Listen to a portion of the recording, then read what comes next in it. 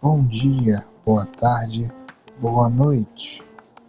Quero nesse momento pedir uma licença para que eu possa apresentar-vos o meu livro Vencido por Deus. Espero que os leitores tenham um momento de reflexão após a leitura, nas histórias apresentadas, sobre a vida com Deus, sobre o seu chamado, sobre o ministério, sobre a vida no Evangelho como um todo. Seja um cristão que não tem um cargo de liderança, ou seja aquele que já esteja a sentir chamado, ou até mesmo aquele que já está no estudo, aquele que já está se preparando, ou que é recém-formado, ou até aqueles que já são formados e podem olhar na história de uma pessoa e imaginar, refletir sobre a vida cristã. Bem, esse livro, ele por enquanto está sendo vendido no site da editora Autografia, e você encontrará o link na descrição de cada episódio do Reflexões, mas também vou falar aqui em áudio para você. É o www.autografia.com.br/produto-vencido-por-Deus.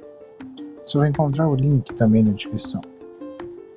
E também pode ser encontrado comigo, as pessoas próximas a mim também podem comprar diretamente comigo e brevemente nas lojas de livros digitais, as principais.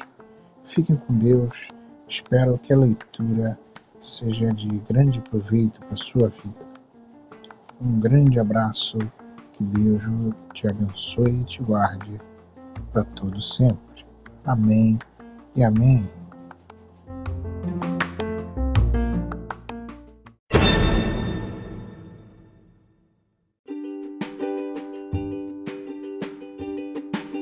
Olá, graça e paz.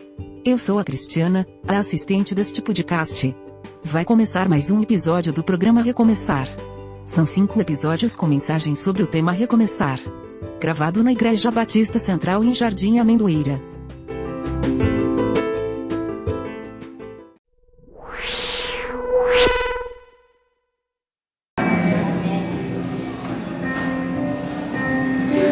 Boa noite, meus irmãos. Paz. Eu quero compartilhar com vocês, juntamente com essa mesma passagem lá das Lições, capítulo 3, versos 21 ao 23.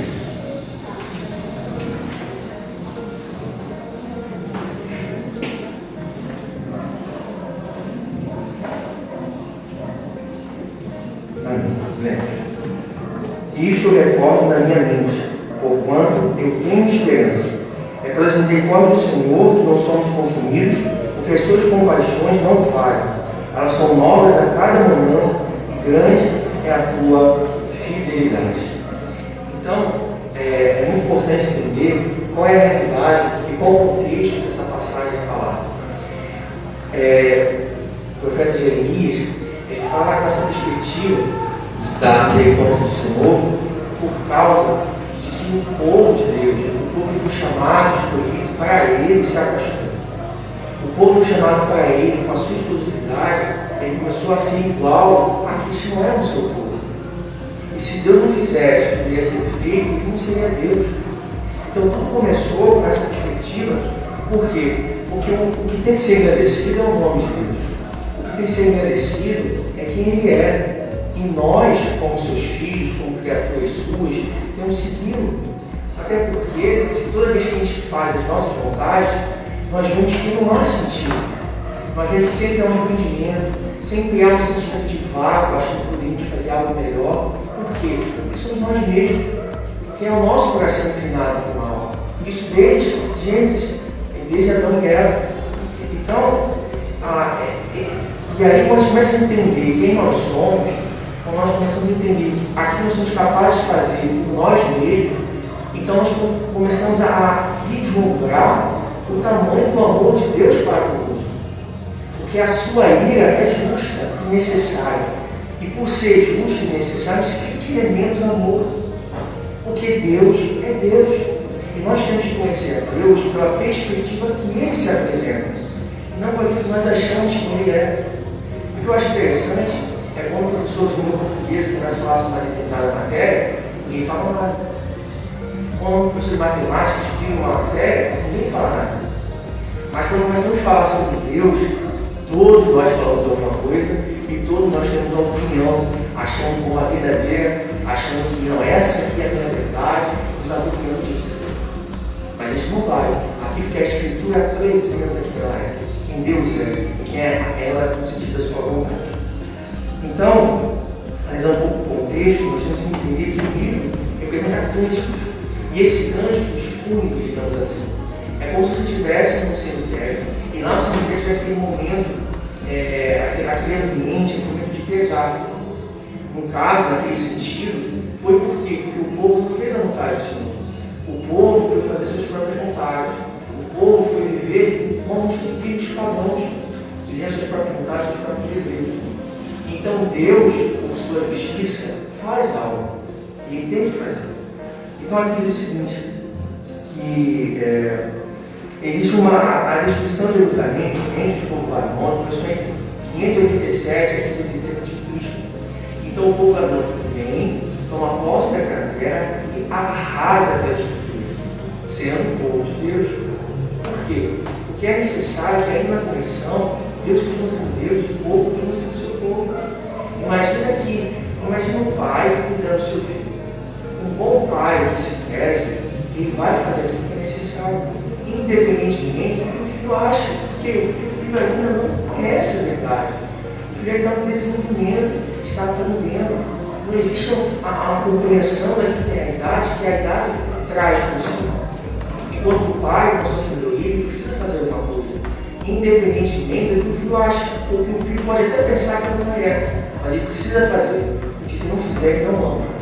Se ele não fizer e deixar para as suas próprias vontades, ele vai se perder. Então foi necessário que isso acontecesse. Então, nesse momento, existe um reconhecimento, uma expressão de sofrimento daquela cidade. A gente começa a ler as Lamentações, do capítulo 1 ao capítulo 5, nós começamos a ver que Deus começa a mostrar o que o povo vem fazer. Lamentações 1 diz o seguinte: em meu dor é o pranto, o capítulo contém confissões sobre o pecado. Ou seja, o profeta Jeremias começa a expor os males daquele povo. No capítulo 1, a gente começa a ver todo aquele contexto dizendo: olha, o povo está fazendo isso, o povo está errando, o povo está pecando, o povo está se distanciando do Senhor. Porque a partir do momento que não busca Ele, automaticamente Ele se afasta. Você não precisa, cada um de nós, segundo a vontade do Senhor, Ele não precisa sair daqui em qualquer outro lugar que for o nome de Cristo. É só cruzar os braços, de ficar na sua. E naturalmente você vai se afastar. E naturalmente o seu coração, o nosso coração, vai se deliciar no sentido da sua carne. Porque todos nós nascemos pecadores. Davi diz que em pecado não ainda concebeu. Ou seja, nós somos pecadores e isso é criado na nossa natureza. Então, se a gente não buscar o sentido contrário, a gente não ir contra a maré de nós mesmos, a gente vai se afastar. Não precisa ser muito distante, é só cruzar os braços, ficar na sua, que automaticamente você vai se criando. Quando você percebe, você já não ama mais o Senhor como você amava, você já não se fica dentro como você se dedicava. E isso é cada um de nós que estamos aqui. Então é muito importante a gente começar a entender que depois de tudo que Cristo fez por nós na cruz, isso ainda seria possível. Sabe? E essa é a essência, a gente tem que analisar aquele contexto de tantos anos atrás e entender como o princípio que nós temos que levar para a nossa vida. Então ele começa a mostrar os erros do povo, e o povo não considera. A Lamentações 2 e 3 diz assim: descreve como Deus derrama sua ira sobre Jerusalém e seu povo. O que se destaca com todo aquele cenário são os versículos 21 e 28. Porque no capítulo 2 e capítulo 3 começa: Deus é a sua justiça.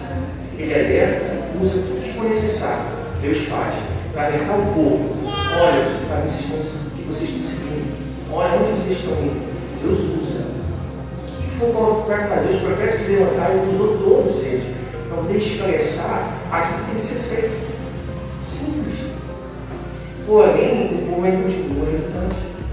Então, o capítulo 2 inteiro, Deus vem com a sua ira.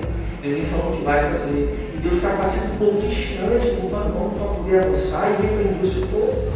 No capítulo 2, tem o capítulo 3, mas dentro do capítulo 3 ainda existe. Por isso que é interessante a gente pensar a Deus, entender Deus por quem Ele é. Deus não é 100%, não é 30% amor, 50% ira. Não existe essa porcentagem. Deus é 100% amor, também é 100% ira, 100% justiça, 100% graça. Porque antes que o povo tenha deixado o Senhor, deixado os seus caminhos, deixado de fazer suas vontades, e Deus vai revelando o que vai estar acontecendo, dentro de todo aquele contexto, nós temos ali o capítulo 3, versículo 21 e 22, porque isso nos traz esperança. Porque de tudo que esse povo fez, de tudo que nós fizemos, ainda há esperança. Diante de tudo isso, ainda há. Ainda há. Isso dentro do capítulo 3. Então o povo, ele passa por todas as questões que são necessárias, e Deus não deixou de ser Deus. E juntamente com a sua ira tem a sua graça. Porque dentro do capítulo 3 está falando sobre isso. Que Deus continua sendo bom, misericordioso, diante de todo aquele cenário. E diz assim, aí vem o capítulo 4. Retoma um tema onde escreveu um modo terrível da destruição de Jerusalém. E Lamentações capítulo 5 continua com essa mesma tema. Você nós vemos o capítulo 1, se você puder ler, nós vemos Deus anunciando os males do povo.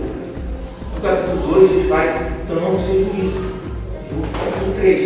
E no final do 3, nós vemos aí sua graça, seu amor e sua misericórdia.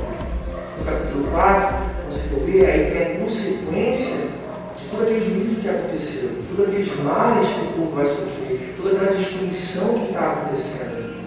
E o povo, assim, imagina uma guerra, até que a gente poderia ter alguma noção, se a gente se lembrasse da Segunda Guerra Mundial, você vê a Alemanha, com Hitler, nós vemos toda aquela força, aquela potência dominando os países menores.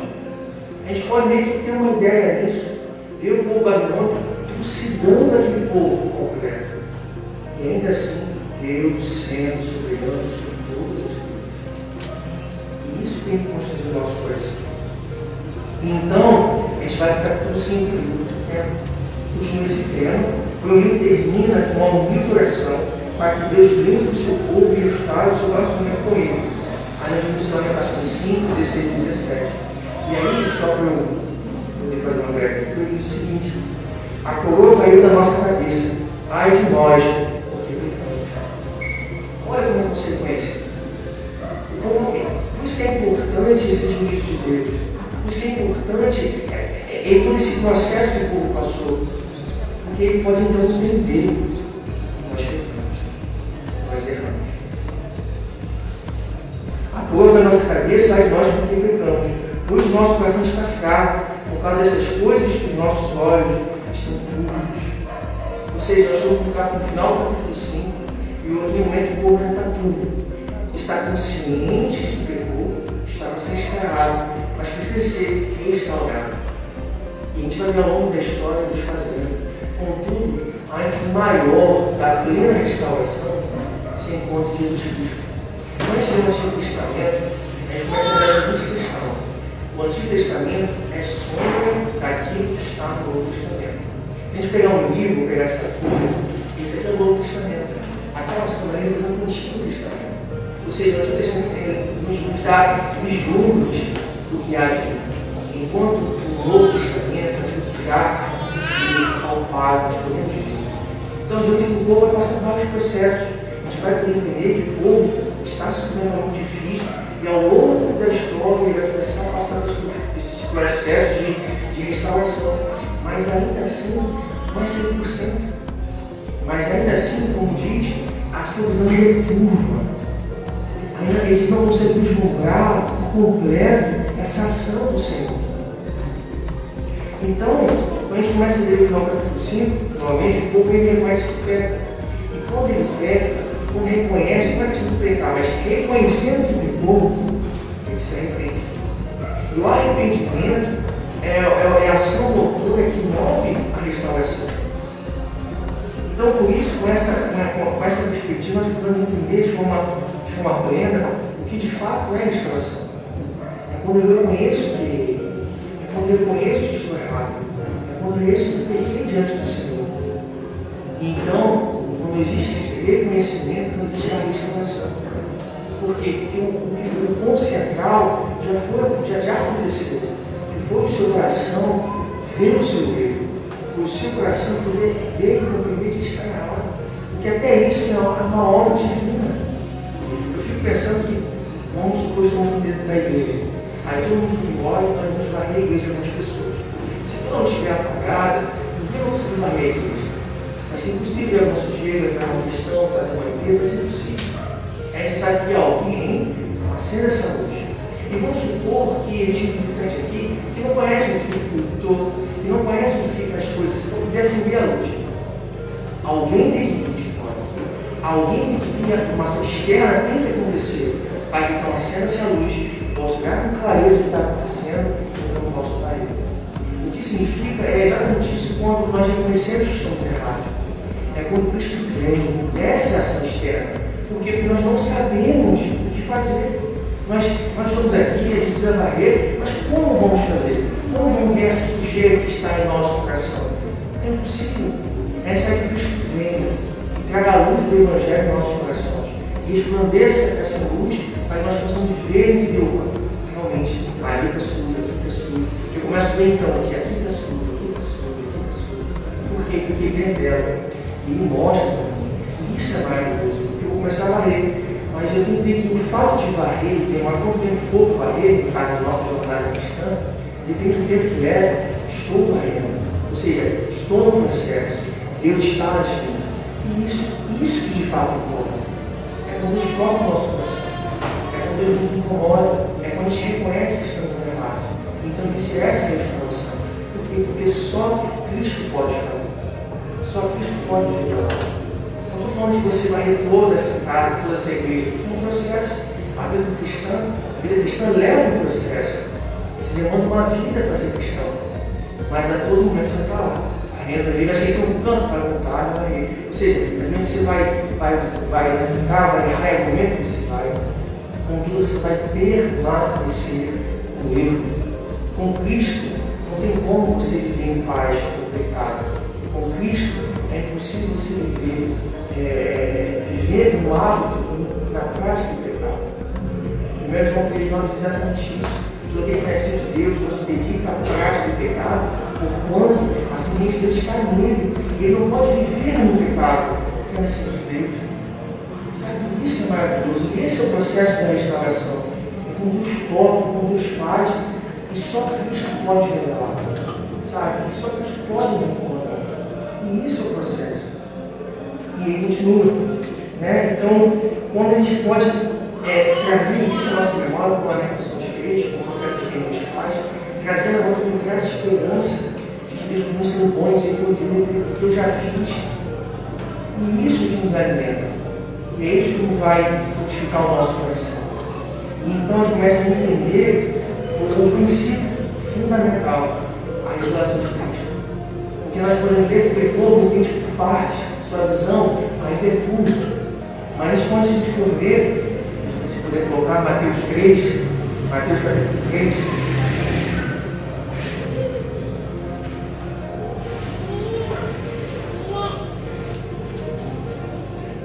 Mateus capítulo 3, versículo 8.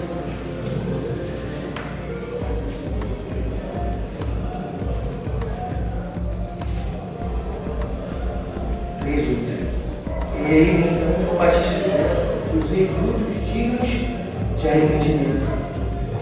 Então, Mateus já revela aquilo que ainda era dúvida para aquele povo, não são lamentações com Malaquias, com todo o Antigo Testamento, onde o povo traz, onde Deus traz juízo àquele povo. Aqui nós vemos, para mim, no início do capítulo de Mateus, no início do Novo Testamento, o que Deus quer de nós, por meio de Cristo. trazer frutos dignos de arrependimento. E é através de Cristo que essa visão é clara. Que é através de Cristo, na relação com quem Cristo nos apresenta, que Ele é, então nós podemos ter o pleno entendimento do que de fato é arrependimento. Em Mateus 4, versículo 17. Então o próprio Jesus fala, Mateus 4, 17. Diz assim: a partir desse tempo, Jesus começou a pregar e a dizer: arrependei-vos, pois é chegado o reino dos céus. Então, essa é a revelação completa. É que quando você erra, quando você peca, quando você comete algo desagradável ao Senhor, hoje nós podemos ver claramente qual é o caminho a seguir. Hoje podemos ter uma compreensão perfeita e completa daquilo que nós temos que fazer. Cristo. Essa é a revelação completa. Essa é aquilo que é palpável, aquilo que é seguro, é aquilo que nos dá esperança. Então, aquele povo, no capítulo 5 de Lamentações, a gente faz essa oração tão sincera, reconhecendo o seu erro e pedindo esse tempo de restauração. E pedindo esse tempo para que volte esse relacionamento com Deus. Que volte esse relacionamento com o Senhor, com o seu Pai. Mas aí encerra. A Lamentações 5 encerra ali. Vislumbrando algo no futuro. Assim como Isaías, assim como Malaquias, assim como qualquer outro. Alguns livros da profecia do Antigo Testamento. Vislumbrando algo. Vislumbrando a volta da aliança. Vislumbrando aquele relacionamento que tinham com Deus. E então a gente, em Cristo, no Senhor, isso volta. Essa restauração acontece de verdade. Só Cristo pode fazer. Melhorar. Não vou melhorar, mas transformar. Só Cristo pode. Só Ele é absoluto, só Ele é Deus, só Ele é a revelação completa. Só Ele é não somente a revelação, mas o nosso exemplo, o modelo a seguir, aquilo que temos que fazer. Ele é o caminho, Ele é a verdade. E Ele é a vida. Então, a gente possa entender que em Cristo há esse perdão total. Que em Cristo há essa restauração, essa volta dessa aliança de forma perfeita. Porque muitas vezes, durante a caminhada, a gente olha sempre para o passado, ou olha sempre para alguma questão do tipo que isso nos atrapalha a caminhada. Porém, nós temos que entender que Cristo é maior do que tudo.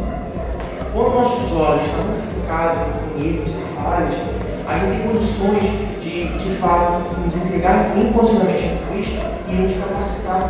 E então viver de forma plena com Ele. Porque Ele possa conhecer Ele. Quando Pedro estava andando sobre as águas, quando Jesus foi orar no monte, quando voltou, o barco estava distante, então Cristo falou, todos ficavam com medo, o que está acontecendo, a vontade. Então Pedro não tenta o Senhor, ele não tenta, mas tem fé, diz, se tu és Cristo, então você tem um ponto. E ele, dentro daqueles futuros apóstolos, ele é o único que anda. E quando ele anda, ele consegue vislumbrar essa experiência tão maravilhosa. Mas então, quando ele tira os olhos de Cristo e foca nas circunstâncias, onde? Sabe? A gente tem que parar de olhar para nós. A gente tem que parar de olhar para as nossas falhas. Porque senão nós nunca vamos ser restaurados de verdade. Nunca. Nós temos que olhar para Cristo e o justo liderado pela fé. João Calvino uma vez disse que quando olho para mim, não vejo como me enganar. Mas quando olho para Cristo, não vejo como me enganar. Então, a nossa fé está alicerçada em Cristo. Quem Ele é? Ele só consegue fazer isso com os meios da graça que Ele nos oferece. Oração, leitura. E não achando que é fácil, porque não é, porque se fosse fácil, não seria Evangelho. Não seria o símbolo do Evangelho, seria uma cruz. Então, é necessário que a gente tome um caminho oposto, que sejamos incomodados. É necessário, porque faz sentido ser assim. Porque o nosso próprio Mestre, Jesus, não passou por conforto algum. Então, como nós queremos conforto, o nosso próprio Senhor não teve conforto algum. Então, que a gente possa acreditar nisso e ter esperança nisso. Deus nos ama, vou falar, Deus nos ama assim. Ele nos deu todos os meios possíveis para que a gente possa corresponder esse amor. Ele não vai corresponder da forma que ele merece, não vamos, mas a gente deu o nosso coração. Ainda com defeitos, falhas, mas o nosso coração. Porque a partir disso, a partir dessa entrega, nosso coração pode ser transformado, pode ser mudado, dia após dia, dia após dia. E essa transformação demanda essa vida, mas uma vida bem vivida é uma vida lançada aos pés da cruz. Uma vida bem vivida é lançada aos pés da cruz. E que esse venha ser o nosso objetivo. Que a gente venha a desejar isso, passear por isso.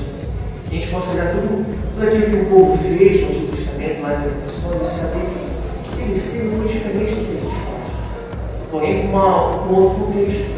Mas essa gratidão e várias questões que tornam o nosso coração ainda são as mesmas. O coração não ainda é o mesmo. Contudo, Deus também continua sendo o mesmo. Isso é maravilhoso. A gente pode pensar no nosso coração nele, a gente pode desejá-lo e saber que pela fé Deus pode nos restaurar. Que pela fé tudo já foi consumido. Onde mudou o pecado, superado pela graça de Deus. E saber que não há desculpas. Não há desculpas para nos aproximar mais de Cristo. Não há desculpas para que o nosso coração venha ser satisfeito com Cristo. Não há desculpas para a gente poder buscar mais o Senhor, não porque Ele pode oferecer, mas porque Ele já fez. Que a nossa luta seja por essa gratidão. Que a nossa luta seja por essa satisfação. Que o auge da nossa vida seja, eu consigo perceber que eu estou mudando.